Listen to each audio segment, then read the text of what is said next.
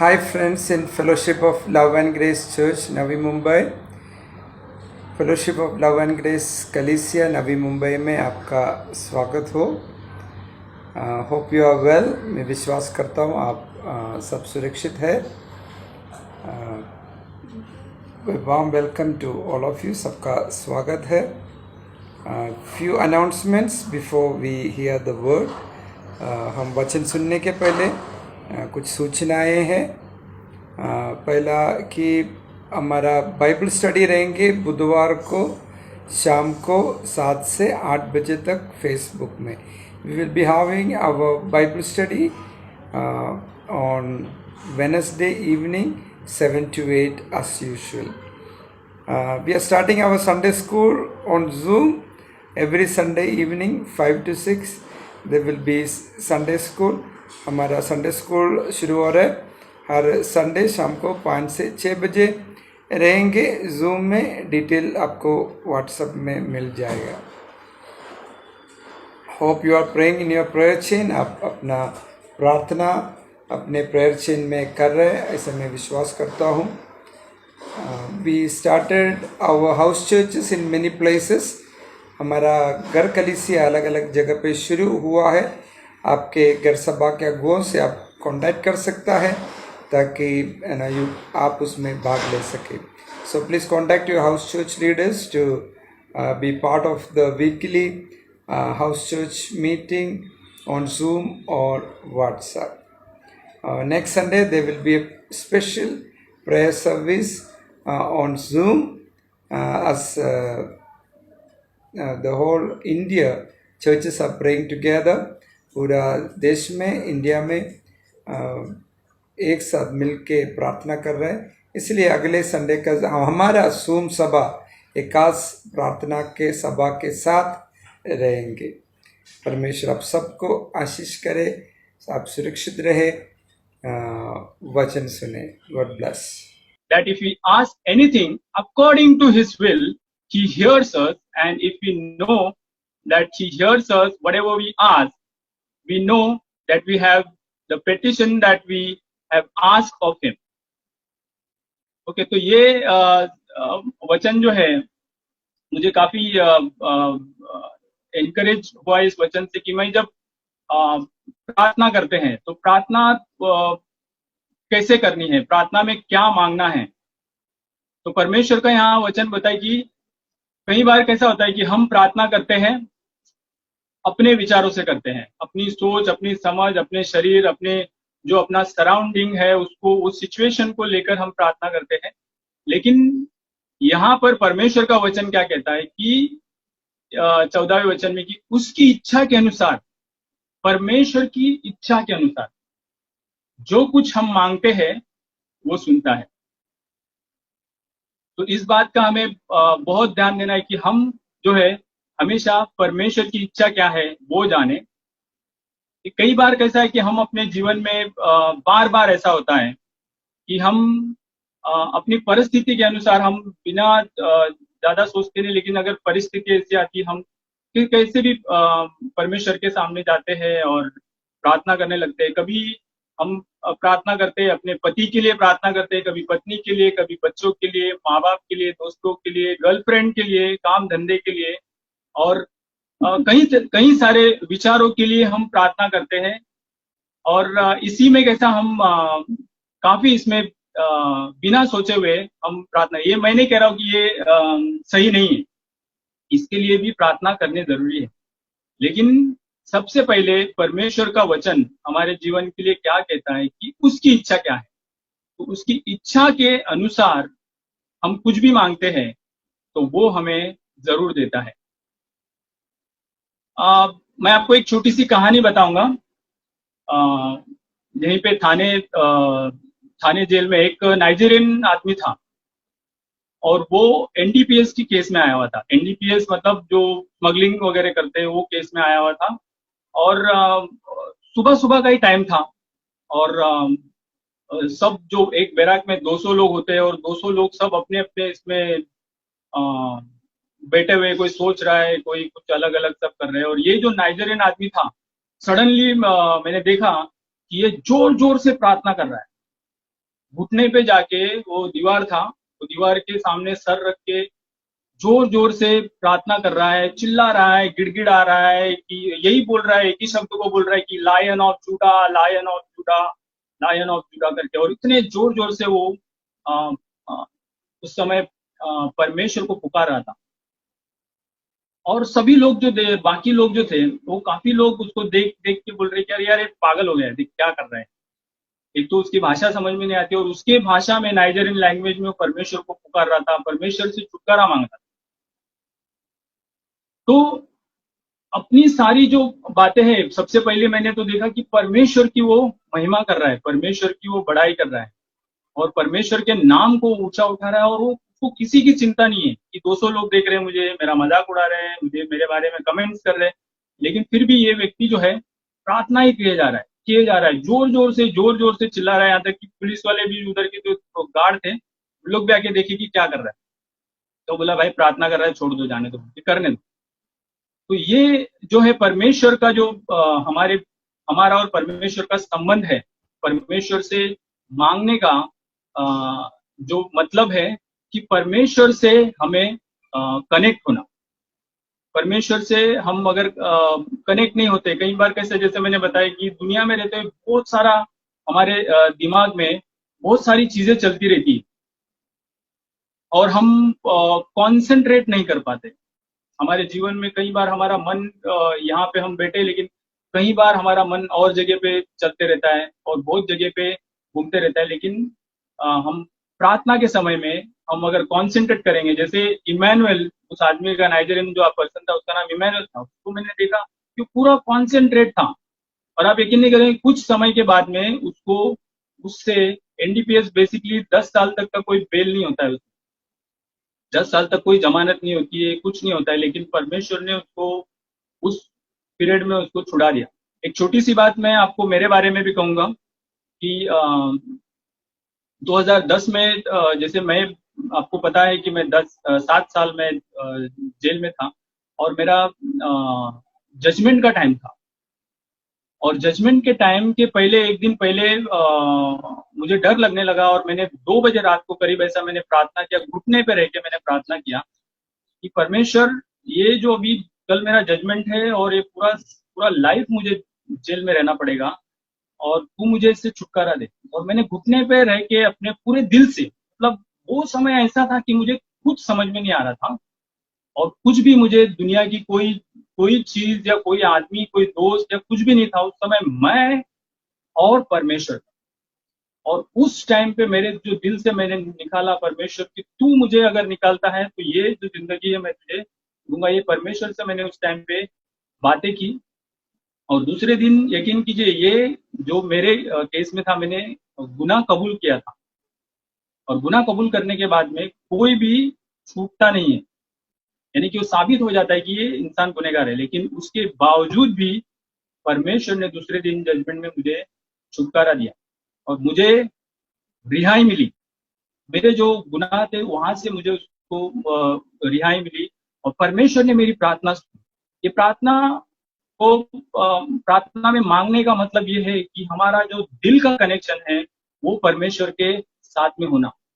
अगर हम दिल से कनेक्ट परमेश्वर से नहीं होते तो हम दुनिया से कनेक्टेड होते, और अगर हम दुनिया से कनेक्टेड होते हैं तो परमेश्वर हमारी प्रार्थनाओं को नहीं सुन पाता है, क्योंकि हमारे मन में कई विचार, कई ख्याल रहते हैं, और उन ख्यालों को हम अपने मन में रखते हुए, अपने दिल में रखते हुए, कि सोचो मैं अगर यहाँ पर बैठ के मैं मेरे गर्लफ्रेंड के बारे में सोच रहा हूँ, मैं, पत्नी है मेरी, लेकिन फिर भी मैं एक एग्जाम्पल दे रहा हूँ, और परमेश्वर से प्रार्थना भी कर रहा हूँ, लेकिन मन में ख्याल ऐसे चल रहा है, तो क्या मेरी प्रार्थना सुनी जाएगी?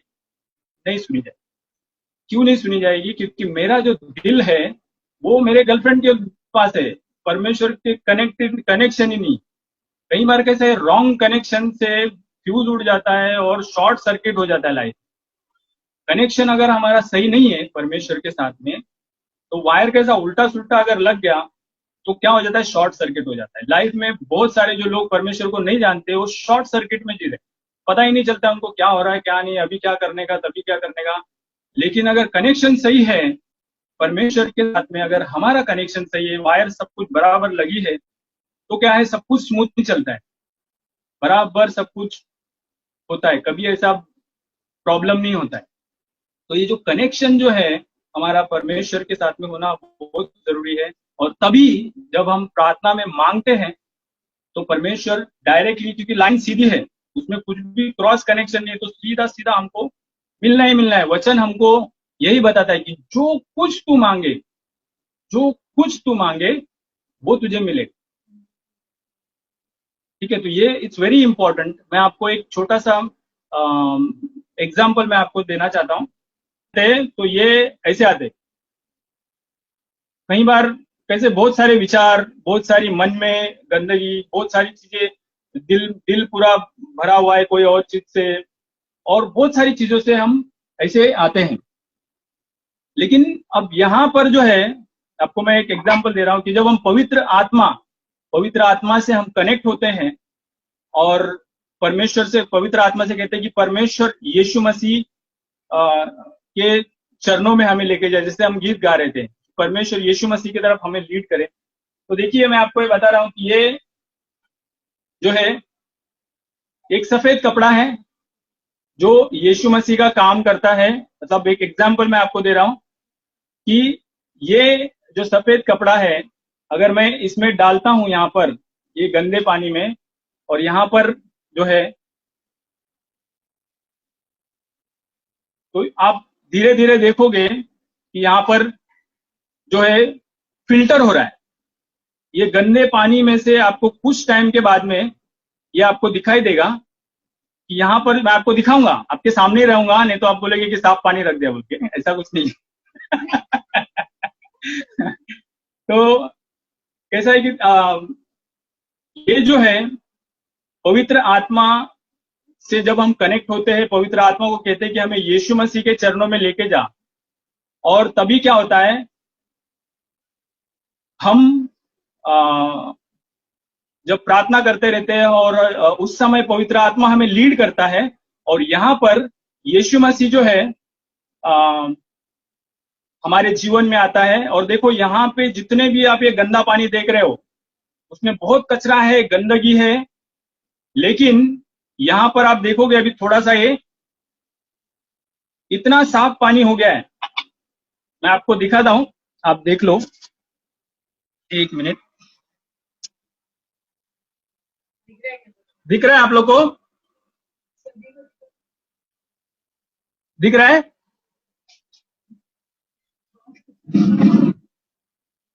आप लोग बोल रहे, मुझे सुनाई नहीं दे रहा है, हाँ कि नहीं? Yes, yes, Yes, yes, yes. yes. Okay okay. तो ये थोड़ा टाइम ये फिल्टर हो रहा है, तो टाइम लगता है फिल्टर होने के लिए भी, क्योंकि हर एक ही साथ में पूरी तरीके से फिल्टर होकर एक साथ में पानी नहीं आएगा। धीरे धीरे स्टेप बाय स्टेप हम पवित्र आत्मा में हमें बढ़ना है, प्रार्थना में बढ़ना है, परमेश्वर से मांगने में, अपने दिल के कनेक्शन को बराबर करने में लगे रहना है, और तब जाके जो है हमारी प्रार्थनाएं सुनी जाएगी। इट्स वेरी इंपॉर्टेंट कि हम देखते हैं,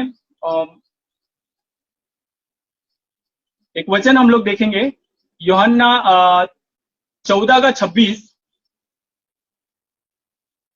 मैं आपके लिए पढ़ता हूं, परंतु सहायक अर्थात पवित्र आत्मा जिसे पिता मेरे नाम से भेजेगा, वह तुम्हें सब बातें सिखाएगा और जो कुछ मैंने तुमसे कहा है वह सब तुम्हें स्मरण कराएगा। तो जो कुछ यीशु मसीह ने बाइबल में कहा है, पवित्र आत्मा हमें स्मरण कराता है, हमें सिखाता है।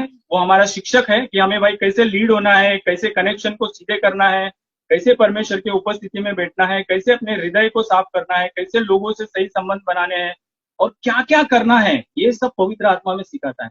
और उसके बाद में यीशु मसीह जो है हमें पूरी तरीके से जो सही रास्ता और जो प्योरिटी है वो हमें यीशु मसीह की ओर से हमें मिलती है। मत्ती का 6 अध्याय 8वां वचन, 6 अध्याय और 8वां वचन कहता है कि सो तुम उनकी नाई न बनो, क्योंकि तुम्हारा पिता तुम्हारे मांगने से पहले ही जानता है कि तुम्हारी क्या क्या आवश्यकता है। तो जब हम प्रार्थना में मांगते हैं, जो कुछ करते हैं, तो ये सब कुछ जो है, ऐसा हमें बहुत ध्यान देना है कि हम क्या कर रहे हैं, क्योंकि हमारे बारे में अगर हम बोलेंगे, लेकिन यहाँ पर वचन कहता है कि हमारे बारे में परमेश्वर यीशु मसीह सब कुछ जानता है कि हमें क्या क्या जरूरत है, वो सारी बातों को यीशु मसीह जानता है। तो हमें इस बात का ध्यान देने का है कि हम सबसे पहले क्या करें। हम तो फिर अगर हम अपने बारे में प्रार्थना नहीं करें तो क्या करें, तो क्या करें इसका मैं आपको बताता हूं अगले वचन में 6-8 और मत्ती का ही 6 अध्याय 33 वचन ये कहता है, इसलिए पहले तुम उसके राज्य और धर्म की खोज करो तो ये सब वस्तुएं भी तुम्हें मिल जाएगी। आमीन। तो हम कैसा हमारा फोकस अगर हम परमेश्वर के राज्य की तरफ लगाएं, साथ में पवित्र आत्मा यीशु मसीह जो हमें फिल्टर करता है, हमें ट्रांसफर करता है हमारे गुनाहों की, डेली के गुनाहों की, जो हम कहीं तादाद में हम पाप करते हैं हमारे विचारों द्वारा, हमारे सब कुछ, तो ये सब चीजें यीशु मसीह हमें माफ करता है, हमें फिल्टर करता है और हमें परमेश्वर की ओर कनेक्ट करता है। तो ये मत्ती का ही 6:33, इसलिए पहले तुम उसे राज्य और धर्म, एक मिनट इंग्लिश में मैं आपको पढ़ता हूँ, but seek first the kingdom and his righteousness and all these things will be given to you as well. इसलिए पहले तुम उसके राज्य और उसके धर्म की खोज करो तो ये सब वस्तुएं भी तुम्हें मिल जाएगी। तो सबसे पहले क्या करना है हमें जब हम प्रार्थना करते हैं या कुछ है, तो यीशु मसीह का कमांडमेंट क्या है अपने बारे में, अपने जीवन के, अपनी सारी चीजों के बारे में भूलकर हमें इसके ऊपर फोकस करना है, क्योंकि इसमें लिखा है कि तेरी सारी जो जरूरतें हैं वो सब मुझे मालूम है और मैं टाइम पे तुम्हें दे भी दूं, लेकिन तुम सबसे पहले क्या करो, परमेश्वर के राज्य की खोज करो। परमेश्वर के राज्य की खोज करना, परमेश्वर के राज्य को बढ़ाना, यीशु मसीह के जीवन के मकसद का, यीशु मसीह के जीवन का जो मकसद है वो मकसद अगर हमारे जीवन का हो जाए तो जो है सारी चीजें यीशु मसीह हमें देगा। हम अपने जीवन के मकसद के पीछे भागते, दौड़ते, करते, गिरते, पड़ते, सब कुछ करते हैं, लेकिन अगर हम यीशु मसीह के मकसद, परमेश्वर के मकसद को, कि पहले उसके राज्य को खोज कर, उसके राज्य को बढ़ाना और उसके राज्य का प्रचार करना, उसके अपने जो भी यीशु मसीह ने कहा है सब कुछ उसके अनुसार करना, तो जो है हमारे जीवन में परमेश्वर आशीष देगा, परमेश्वर का दया, परमेश्वर की महिमा हमारे जीवन से होती रहेगी। लास्ट आप लोग को मैं एक वचन आपको बताऊंगा, 1 थिस्सलुनीयों का मैं आपके लिए पढ़ूंगा। 1 थिस्सलुनीयों का 5:16-18 में लिखा है कि सदा आनंदित रहो, निरंतर प्रार्थना में लगे रहो, हर बात में धन्यवाद करो, क्योंकि तुम्हारे लिए मसीह यीशु में परमेश्वर की यही इच्छा है। परमेश्वर की क्या इच्छा है? आनंदित रहो, प्रार्थना में लगे रहो और धन्यवाद करते रहो। ये परमेश्वर की इच्छा है हमारे लिए। ईश्वर की इच्छा क्या है? परमेश्वर से पहली बात तो आनंदित रहो, खुश रहो कि परमेश्वर हमारा इतना महान परमेश्वर है, सारे सृष्टि का परमेश्वर है। हाँ, धन्यवाद करते रहो कि परमेश्वर आज आप जिंदा हो, आपकी सांसें चल रही है, हर चीज परमेश्वर ने दी है, रोज का 2 टाइम का खाना खा रहे, सारी चीजों के लिए धन्यवाद करो। और फिर परमेश्वर को ये इच्छा है कि यही इच्छा है परमेश्वर की हम आनंदित रहे और प्रार्थना करते रहे। तो यहाँ पर अभी समय खत्म हो गया है, मैं आप लोग को बताऊंगा, थोड़ा सा आप नजदीक से देख सकते हैं इस पानी को।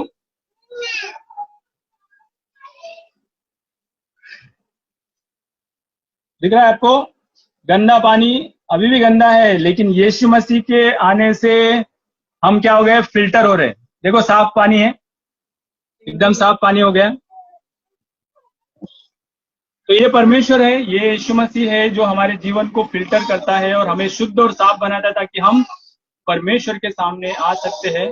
पवित्र आत्मा हमें लीड करता है। आमीन। परमेश्वर की महिमा हो। Thank you.